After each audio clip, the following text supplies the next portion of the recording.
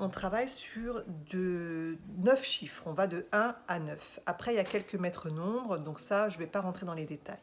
Mais par exemple, le numéro 1, hein, si vous avez un enfant qui est né le premier ou le 10 ou le 19 par exemple, c'est ce qu'on appelle une vibration 1. Alors, ce n'est pas tout à fait les mêmes parce que moi, en tant que numérologue, je vais aller prendre vraiment tous les chiffres, hein, je fais vraiment quelque chose de très détaillé.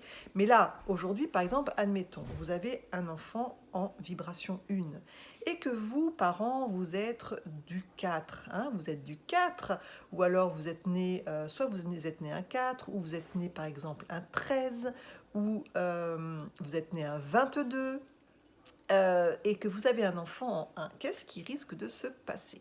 Eh bien, l'enfant 1, c'est une tornade, c'est une Ferrari dans un monde de dodoche. Il va vite, il veut être en avant, il a envie qu'on le remarque.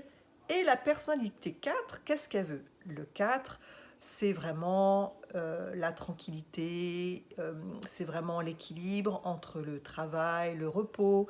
Il est un peu lent, le 4, pas mou, lent. Et puis, c'est quelqu'un qui est très réfléchi, très structuré, que le 1, c'est quand même une énergie un petit peu bordélique. En tout cas, il n'a pas que ça à faire de structurer et de cadrer.